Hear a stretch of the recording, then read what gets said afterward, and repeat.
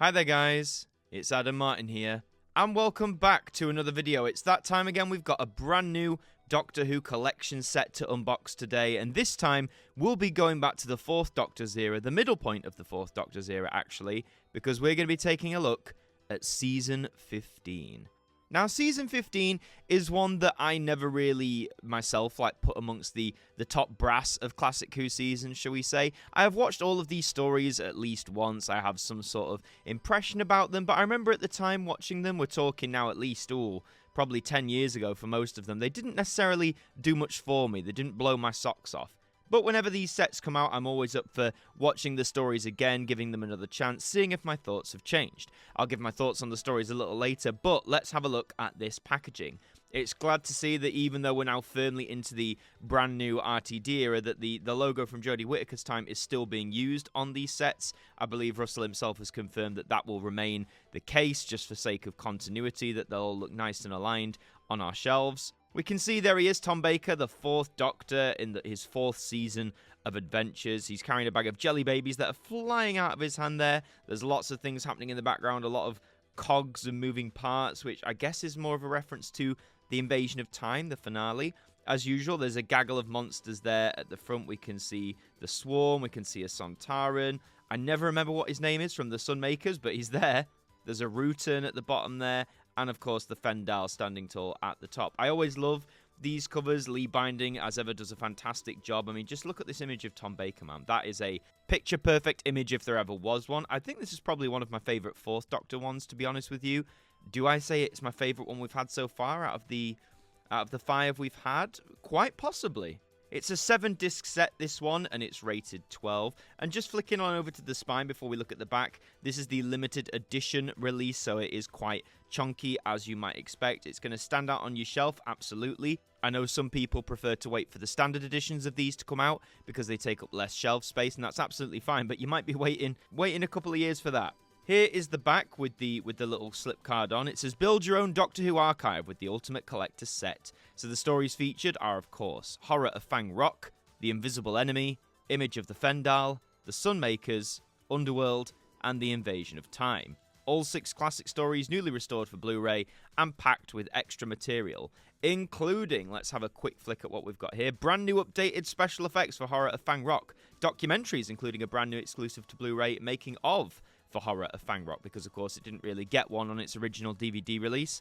There's a feature-length tribute to the producer of 3 seasons of 70s Doctor Who, Graham Williams, which I have already watched. A fantastic overview, one of Moon Balloon, the production company that makes these, one of their best. Props to Chris Chapman and his team on that one. Highly recommend you check that out. We've got another In Conversation. This time Matthew Sweet is chatting with Louise Jameson, who played the part of Leela. We have Behind the Sofa, 6 more installments with the stars of Doctor Who. I always love these, just to see these Who actors watch these stories back and give their honest takes, whether they be positive, negative, or just downright hilarious. You've got the Blu-ray trailer, the thing that was made to promote this release, which of course features Louise Jameson, set around the Time War.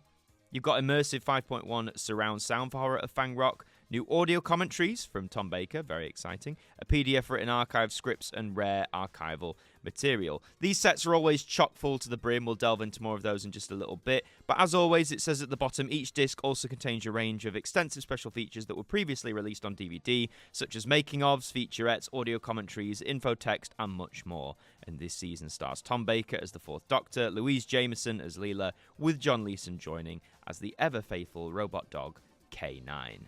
So that's the outside of the box. Let's just look at it without the slipcover. You can see again that gorgeous artwork on the front there in all its glory, including all the monsters that are shown on the front. On the back, we get a lovely image of that era's TARDIS with the non-stacked roof. And is that the ship from Underworld?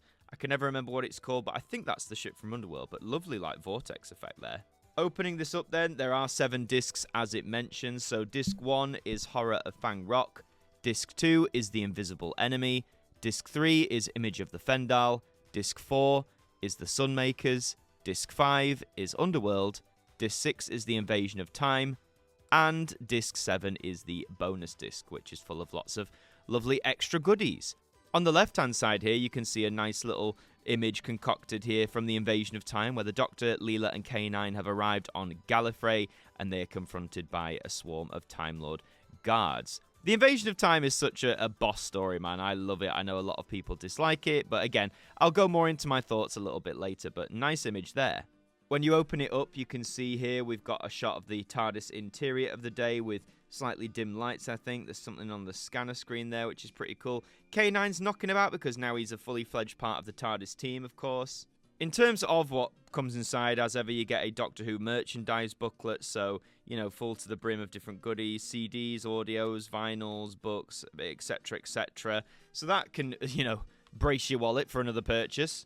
But the main thing contained is this booklet. Now, again, here's a lovely image of the Doctor and Leela arriving on Fang Rock, just as the Rutan crashes down near the lighthouse. Really nice Gothic-era image there. Now, these booklets always contain a wealth of information about the season that they're promoting. A lot of this information has been released before or published before, whether that's in Doctor Who magazine, the complete history of Doctor Who series of books. However, to have them contained nice and concisely within your Blu-ray set is always a nice bonus. So you can see on disc 1, as it says, this horror of Fang Rock. Now, a lot of the features are obviously carried over from DVD. The main attraction from this is there's a brand new 40-minute long making of documentary featuring Louise Jameson, archival contributions from people. I've managed to watch this one as well before recording this review, and it's great. Nice to add another behind-the-scenes documentary to this lineup. As I mentioned, you've got Behind the Sofa. There's an archival documentary on Terrance Dicks as well, interviews with director Paddy Russell. I always love the trailers and continuities for these sets as well. Just the fact that these have been preserved or in some cases remade to include on these sets is a labour of love that I fully appreciate. You also get the toy advert that Dennis Fisher did at the time, promoting some rather questionably looking Doctor Who toys. Disc 2, as it mentions, of course, is The Invisible Enemy, which is the story that introduced K9. Disc 3 is Image of the Fendahl, which is sort of always feels like a last hurrah for the very like gothic horror inspired era that Philip Hinchcliffe and Robert Holmes did in the previous 3 seasons. This one has the Tom Talk segment, which I love because it's just Tom talking about life and his thoughts, and he's just a wonderful man to listen to, so definitely check that out there on that disc. You also get Emu's Broadcasting Company, which I did a Weird Who on quite some time ago, so you can check that out if you haven't seen it. The Sunmakers features the In Conversation with Louise Jameson, conducted by Matthew Sweet. Again, always recommend those. They're very fascinating. There's Underworld and... oh boy, what do you say about Underworld that hasn't been said already?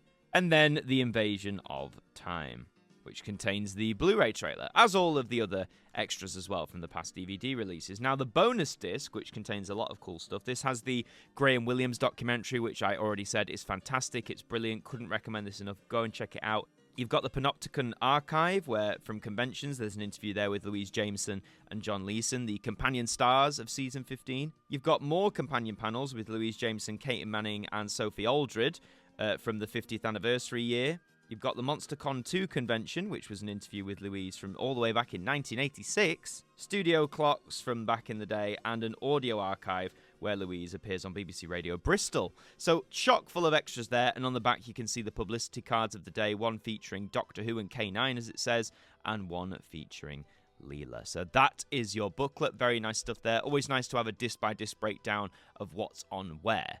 So that, in a nutshell, is the package. That's what you're getting with Season 15, the limited edition set. Now, what do I think of these stories as a whole? Well, Horror of Fang Rock is a very moody, very, in some ways, slow-paced story, but I don't think to its detriment. It's very good in setting up, building up the horror element, particularly of the Rutan, what it can do, and how it's picking off people one by one. Really great, ambitious story. And again, watch that new making of, because it'll give you a whole new appreciation for how it was made if you didn't know already. So, love Horror of Fang Rock.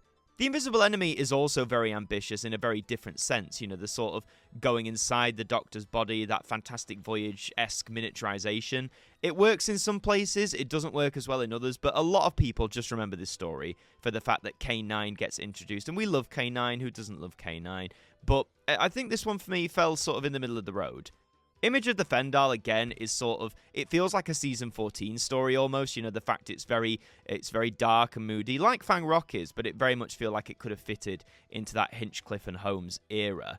It is quite strong. I did enjoy it upon repeat viewing. It was really good to sit down and see this again, so I highly recommend it. Very creepy looking monster too. The Sunmakers is satirical to a point, obviously taking aim at the high inflation that was going on in the late 70s, the taxation and stuff like that. It's very witty. Robert Holmes delivers a very witty script. I don't think it's necessarily his best or the one I enjoy the most, but I was pleasantly surprised that, by rewatching this, I was enjoying it more than I think I did 10 years ago, but I think that comes just with a sense of perspective on my part. And then Underworld, oh, poor Underworld. I mean, part one does a decent job of setting things up, but because a lot of this is just filmed against, blue backgrounds and, it just doesn't look great, does it? And I know there was so much going on at the time that led to this, and it was just a nightmare, but yeah, Underworld doesn't get talked about too much for a reason. And then we have the Invasion of Time, the finale, the six-parter with the Sontarans on Gallifrey, and I love this story. I don't care what anyone says. I've always found this one a roaring good time to sit down and watch, despite the cheap-looking sets, despite all the various bits and pieces going on. I love the reveal of the Sontarans pretty much halfway through the story as the big bads. I think that was a really clever move. And overall, again, this one's just fun. It's not necessarily the greatest story ever written, but I think for a fourth Doctor adventure culminating what behind the scenes was a very turbulent season, I think this one is a rip-roaring good time and one I highly recommend for anyone who wants to get into the fourth Doctor era, particularly if they want to see Leela and K9 as well. So overall, is season 15 still a bit of a mixed bag for me personally? In a way, yeah. I still love stories like Fang Rock and the Invasion of Time. I've gained a greater appreciation of stories like The Sunmakers and Image of the Fendahl, which is always good. But then there's things like The Invisible Enemy and Underworld, which for me, again, personally, didn't wow me as much as I hoped they would. But this isn't necessarily a bad season overall. There are some winners in there, but this is still a year for the fourth Doctor that I don't revisit that often. I mean, granted, Tom Baker did 7 years in the part. There's a wealth of content, but I'm more inclined to go for the, Hinchcliffe and Holmes era, or even season 18 over things like season 15. But it is nice to have this on the shelf. I'm fully appreciative of all the team who work on these sets to deliver them to the highest possible standard. The fact that these images look so clean, particularly all the film segments as opposed to videotape, they look extra great to see in high definition. So massive props there, including all the archive footage, the brand new documentaries. No matter what season gets put out, these are always worth a purchase, I'd argue, if you're a Who fan. Now, the price of these does seem to increase a bit recently. This one was between £50 and £55, depending on where you're buying it from. Some may say that's quite steep. I'd argue for just what you're getting within the package, it's well worth it. As mentioned earlier, there are standard edition releases of these sets as well, but these tend to come out, about 2.5 years after the original release, so unless you're happy to wait quite a long time for the Season 15 standard edition, I'd get this now while stocks last. Because last time I checked on HMV's website, they were already sold out of this. Now, they might be getting new stock, I don't know, but I'd get it quick. Get it from wherever you need to. HMV, Zavvi, Rarewaves, Amazon, all those places. But that's all for this video. Thank you very much for watching. If you enjoyed it, leave a like on the video as well. And let me know in the comments down below. Are you going to be picking up Season 15 on Blu-ray? Is it one of your favourites from the Tom Baker era? Or is it one that you don't revisit that often? Let me know all those thoughts in the comments down below. Subscribe to the channel as well if you're brand new. We'd love to have you aboard. In the meantime, I've been Adam Martin from AMTV Who. Thank you for joining me, and I'll see you next time for another trip in the TARDIS.